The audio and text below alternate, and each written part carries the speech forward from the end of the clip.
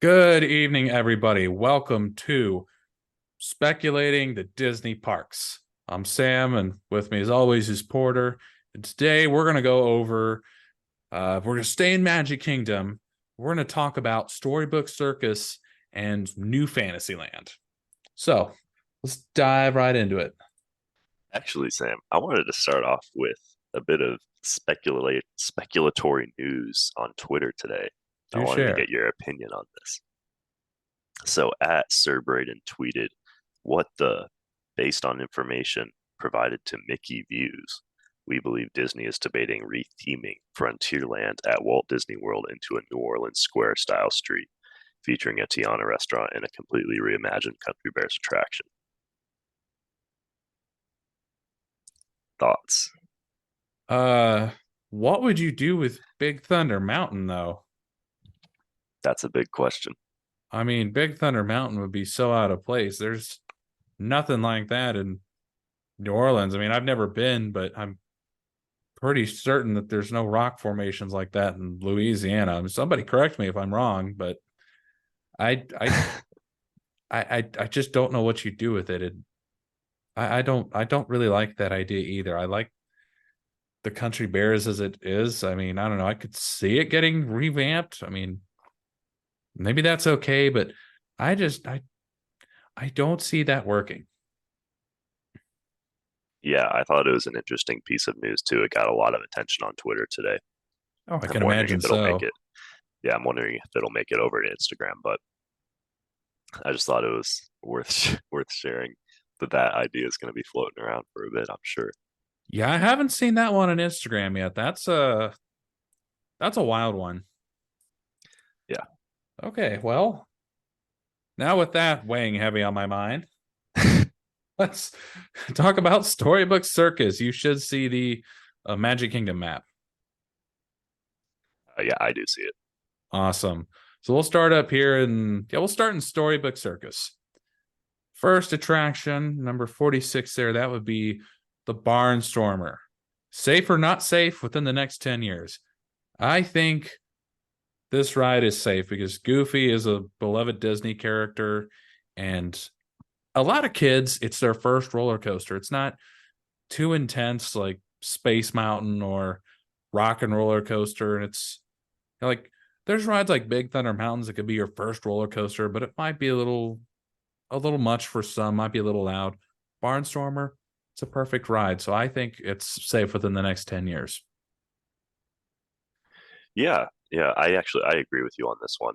Um, in fact, I think Storybook Circus is safe for the next 10 years. I rode Barnstormer for the first time the last time we were at Disney World. Mm. And it's for kids, but the one thing that struck me was how visible Tron was from the queue of Barnstormer, Well, the exit for the ride, or one of the exits or something, is supposed to go right into Storybook Circus. which I think that's also kind of weird, isn't it? I would I would be curious to hear from people who've gone on the ride what it's like going from Tron to Storybook Circus. Like if there's a transition or it's just like, oh hey, there's Dumbo, there's Barnstormer. Wow. Wasn't I just in space? I was just in tomorrow. Yeah. So I wonder if Storybook Circus will ever be reimagined eventually, but I think that might be a very long term thing Yeah. for Disney World. I am curious though to anybody who's ridden Tron and has exited a Storybook Circus. Is there a transition or are you just there? Let us know in the comments on this I guess on Instagram or wherever you're watching this. But I'll definitely post some of this stuff on Instagram. So next attraction, number 47 here, which is Dumbo's Flying Elephant. Okay, Porter, I'll let you start this one. Yeah, I think this one's safe too.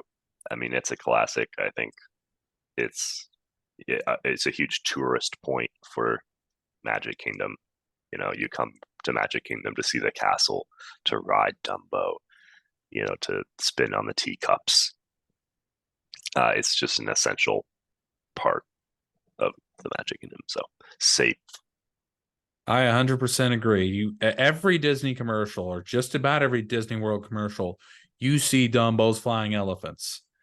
I can remember when Tom Brady first won the Super Bowl and he said, "I'm going to Disney World." It was a real popular clip of him riding, Dumbo's flying elephants. So it's one of those iconic parts of Disney World that you can never truly get rid of. And I'm sure parents love the whole thing about where like you can wait in that little play area till it's your time to go. Yeah, exactly. So moving on to New Fantasyland. I remember walking by when this was under construction, and it's so cool what it's become. We'll start. Well, actually, I wanted to stay on Storybook Circus just for one Oh, second. I wanted to hear your thoughts on um, perhaps the eventual fate of Storybook Circus, beyond 10 years. oh, beyond 10 years, I would think it'd stay because it's kind of like the Mickey and Minnie Mouse, like classic Disney themed area. Like, like Dumbo was, released in 1942, like less than 20 years after Mickey and Minnie made Yeah, their debut. But I just think kind of like that's like a classic Disney area that maybe it'll get changed around. I remember when it was Mickey's Toontown Fair at one point. Um, I think it's maybe they would change the name, but I think overall it's probably going to stay the same, just with the attractions and the general theme. Maybe a name change, but nothing else. let me shoot an idea past you. Okay. This is very forward thinking, like Magic Kingdom revamp. Okay. I think that at some point in the next few decades, whenever Disney decides to revisit Orlando's Magic Kingdom, they expand each of the lands. And part of Tomorrowland's expansion would kind of bleed into Storybook Circus. So they would Hmm. remove Barnstormer, that meet and greet area, the just the circus carriages, and the Big Top Circus gifts and souvenirs place. Hmm. Uh, and then there would be more to Fantasyland to the north, but the Dumbo ride would just be a part of like New Fantasyland, I guess. That is an very it's kind of a wild theory. I don't know if I don't know if I'd really be on board with that, just because in the like in the within Storybook Circus, there's a Mickey and Minnie meet and greet that's super super popular as well. It's probably one of the best places that you can meet Oh, is Mickey it? and Minnie. So to move that, I mean, you'd have to find a spot to meet Disney's two most iconic characters. That would be interesting for them to hold on to Dumbo, and then I guess completely repurpose the area for Tomorrowland.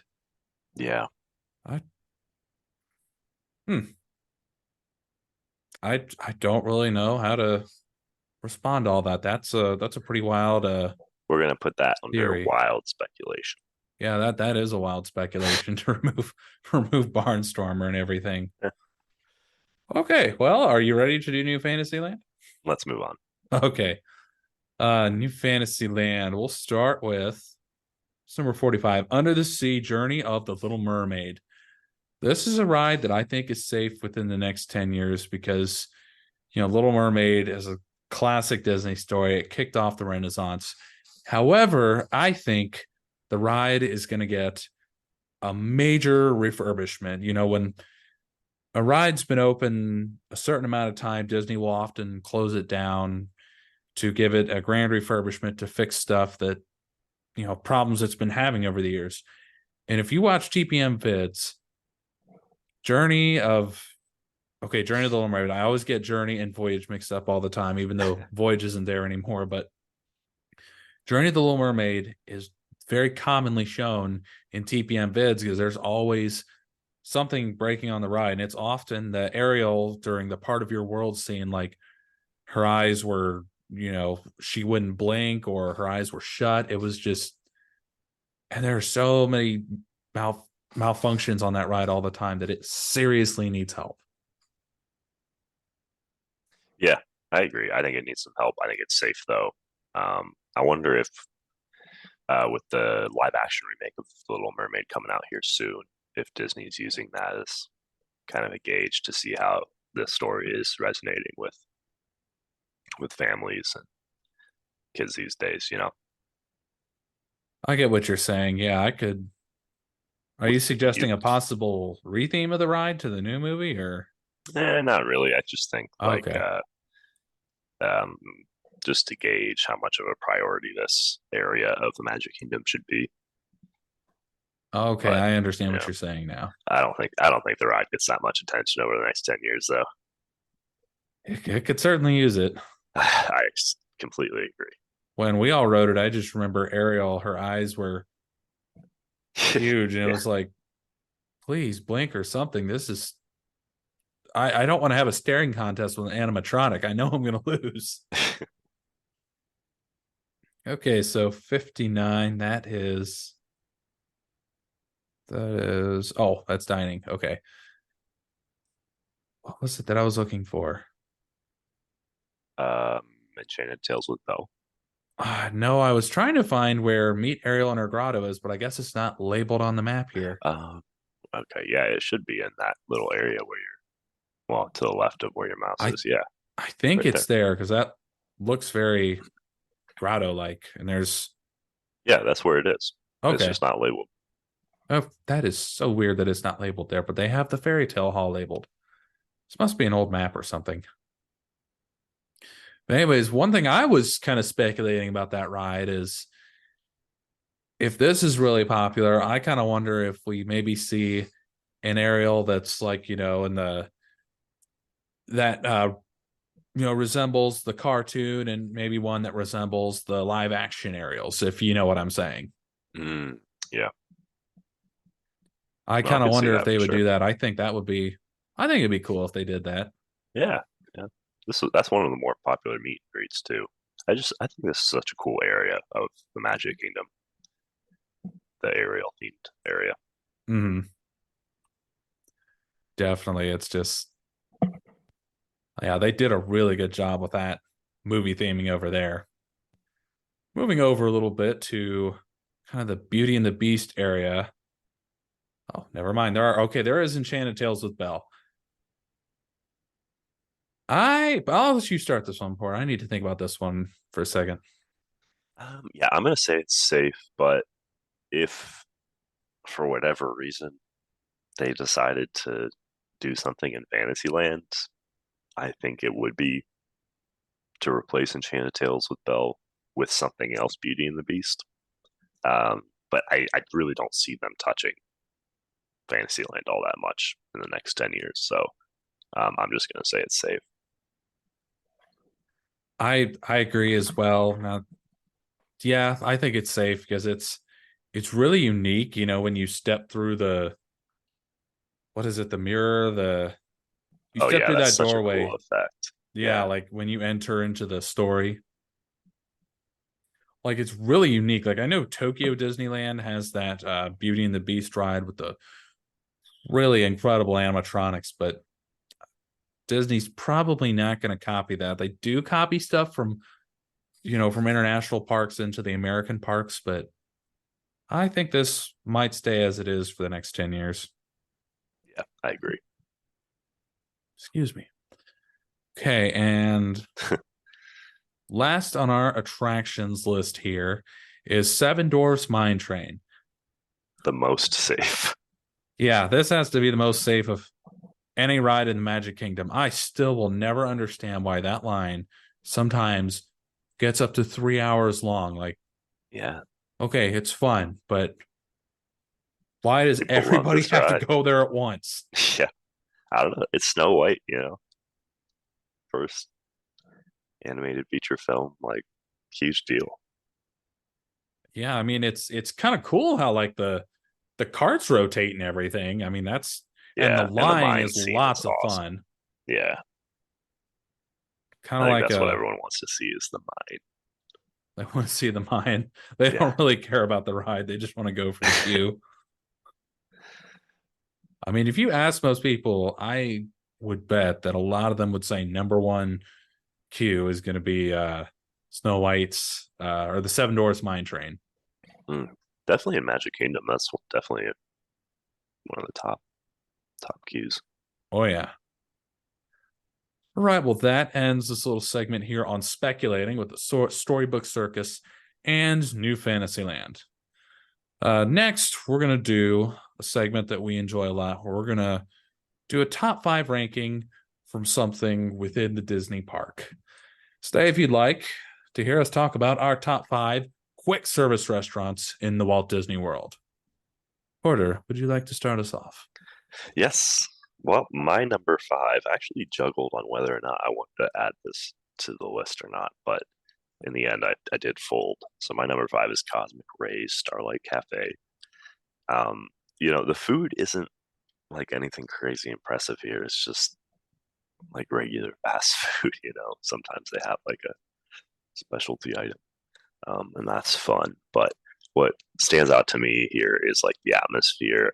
I feel like I go here every time we go to Disney World. Just sitting in that cool area, listening to Sunny Eclipse.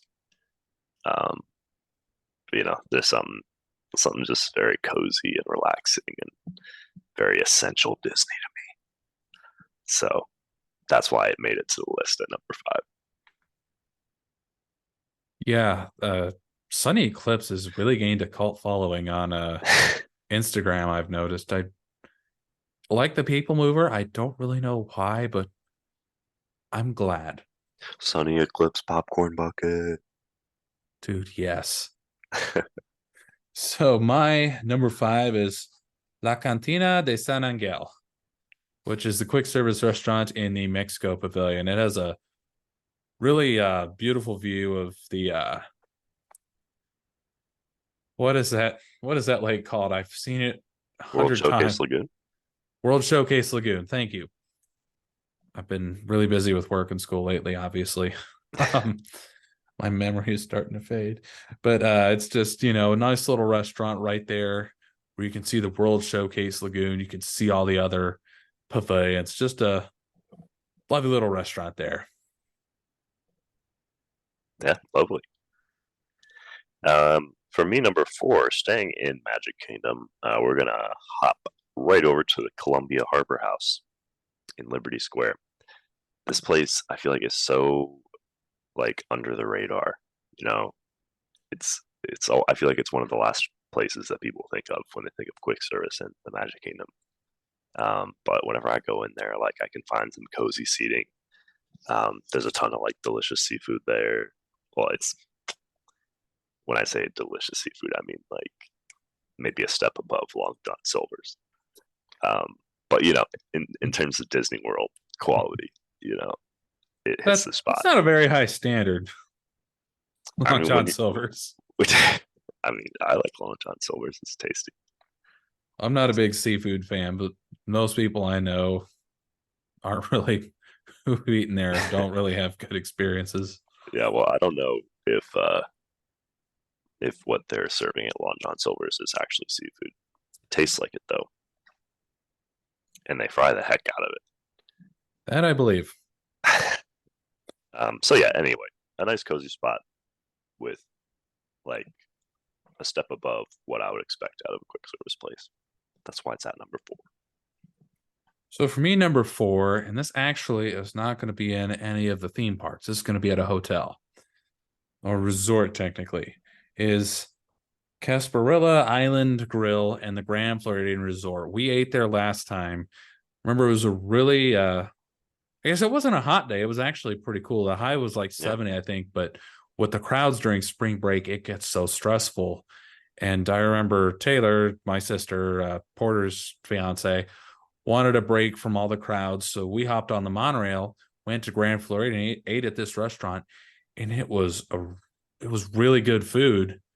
And there's no crowds or anything. So it's like this is kind of a nice little break from the action. Like, if you need a break from Magic Kingdom, just go to one of the monorail restaurants, and it's a great way to kind of take a break from the crowds.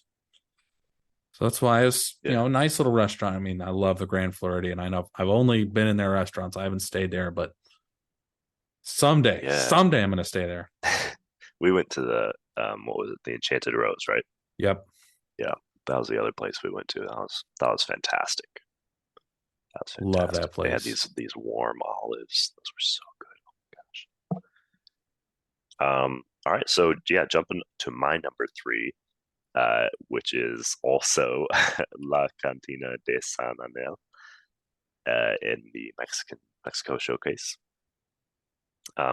Definitely agree with you on kind of its location right on the lagoon side of the lagoon there. But also the food is just so good here. Oh my gosh. Um, I I don't go there every time. I go to Epcot, and that's just because you're overwhelmed with options at Epcot. That sometimes a quick service place is not at the top of the list. But if I ever do need a quick service place in Epcot, that's got to be the place that I'm going, just because it's so tasty And it's for what really you get. close. Yeah, yeah. You don't even have to take a boat anywhere. You just right at the beginning of the World Showcase there. It's not like walking all the way in that half circle to get the Sam Eagle sippers. Worth it, Yeah, but and still a long walk you still get like the feeling of being in the Mexico Pavilion too.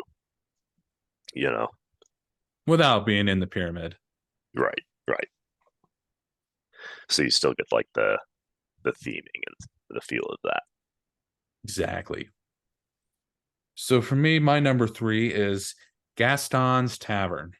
I love the Nice. area outside when they're playing Gaston on what I think sounds like an accordion or something, and you have the fountain of Gaston and LeFou, and it's just Beauty and the Beast is one of the greatest Disney movies of all time, and I just love anything that's themed Beauty and the Beast, and just the feeling in the tavern. It feels like you're there, and I haven't had LeFou's brew in a long time, but I remember it was really good. I was about to ask if you tried it. It was when I went by myself in 2013. I just went to Magic Kingdom for a day. Oh, that's right. I do. I think you took a picture, didn't you? Did you take a Uh, picture of the drink? I did. I had the Okay, souvenir I mug, and remember I that. don't know where it is. It might still be at my dad's house, but I doubt it. I'm gonna have to look for it. Yeah, yeah. Now No, I'm gonna be it's thinking about that mug. it's a pretty tasty treat for sure. I like the foam that they put on top of it. Very Yeah, like butterbeer esque. and very much like the movie when they're drinking, and it's just like I know it's supposed to be beer, but that's a lot of foam. Yeah, And I'm guessing that's before CO2 pressurized stuff like we have now. exactly. Gaston, you better check your kegs. Anyways, Plus, they've got those. What do they have? Like the giant cinnamon rolls there. Um, they've got a few just tasty, tasty items. mhm. So yeah, going over to my number two, then it's going to be the Docking Bay 7 Food and Cargo in Galaxy's Edge. Mine too. Yo, all right, it's your number two. Yeah, All right, bro. Yeah. Um, geez, the theming in this place, amazing, like they nailed all theming with the crazy. Star Wars. Yeah, and the food too. Oh my gosh, you got the ronto wraps, you got the salads, you even got some drinks there. Oh, and it's tucked back, so it's kind of nice and cozy. They nailed it with this one. That was, yeah, I really enjoyed. That was like, I think if I remember right, that's the one where we could do the mobile order, Yeah, which is and why we we did did it, that. because we were just tired of standing in line for stuff. Because Hollywood studios, you really have to be prepared for that anymore. Hmm. Maybe even during the slow seasons now, but when we've Especially in gone, Galaxy's Edge. yeah. So it was like I was tired of standing in line, so we just ordered, and it was like you go in there and I remember like the doors making all kinds of noises and everything when you go in. I'm like, this really has a Star Wars feel to it. The Yeah. continuous feeling of being in a Star Wars movie, even in the restaurants, but that one especially is just awesome. Oh yeah. Amazing. Amazing. And number All right. one, So my number one is Satuli Canteen in Pandora, World of Avatar. shocker. I mean, this place is like, it's so good. The bowls, the bowls and the little bao buns that are filled, like amazing creative dishes, healthy and filling. It's just like, I feel like it's just the thing that I need in Animal Kingdom because you're always walking everywhere. You're burning a lot of calories. So you need something nice and filling and full of protein. Getting those bowls, the mousse, the dessert, oh, so good. And then the theming in this place is also just the highest tier, right on the same level as Docking Bay 7. They just really went all out in theming that quick service place, and the mobile ordering works great as well. Done that plenty of times here, and I think they even do like like special breakfast food, and I'm not sure if Docking Bay 7 does that, um, but I know Satuli Canteen at least used to, which I think is kind of a unique thing. Yeah, I don't remember a whole lot of what I ordered at that place because I remember it was the middle of summer and it was super, super humid. But I do Yeah. remember that, it just seems like Disney has nailed the theming of every restaurant they've made in the last probably 10 years or so. Like, Oh my yeah, like gosh. 10 Yeah. years would put them at, when they were working on New Fantasyland, which would have been when Be Our Guest opened and stuff like that. And it's just been so perfect. Yeah. Oh, I cannot wait to see what they do with Zootopia. I think Moana's gonna look cool, but we can kind of already probably see what that's gonna look like just Mhm. using our imagination. But I feel like Zootopia has the potential to just blow us away. Yeah. Yeah. I think So that's going to be, so excited to see what they come up with next. it would be really cool if they could do a restaurant where it's like you're in like the different, I guess you call it boroughs of Zootopia. I don't remember what it was, but it was like, you know what I mean? Like one area was ice, one area was jungle. Like that's where I'm pretty sure that's what they're going to do for the whole land. But if they had it for the restaurant, that would be cool as well. Yo, what if they did a Zootopia resort and that's how it was divided, like art of animation style? Yeah, I know exactly what you're saying. Not that they'd make a Zootopia themed resort, but if they did, that would be how to do Imagineers, if you're listening, it. We know y'all okay. are. My number one uh quick service restaurant is Cosmic Rays Starlight Cafe. Dang. Super nostalgic, as I think I may have mentioned in the last episode. I was a little kid and I got too close to the animatronic and he just shut down. Like he just, fell over, not fell over, but he just like, kind of Yeah. collapsed over his keyboard. But, just, it's not the best food, but it's like, I don't want to spend a lot of money, but I need a lot of calories. Places like Cosmic Rays, you can get that if you need to refuel before you go walk however many steps for your next meal.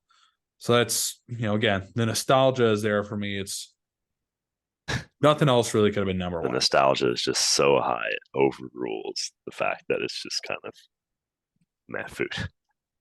Yeah. That's kind of what you get with quick service, though. I mean, with the exception of Grand Floridian and, you know, uh, World Showcase, Yeah. a lot of it is pretty meh food. Yeah. I think they're doing it better though. Like, I mean, you look at some of the more recent quick service updates, like we didn't eat at Regal Eagle, but the menu looked awesome. It smelled amazing. Um, the quick service options in Toy Story Land, that sit down restaurant, the new is it The Woody's barbecue Woody's roundup. Roundup, barbecue roundup. Like that looks really cool. So I'm excited. I don't know. I'm excited to see what other quick service options they come up with.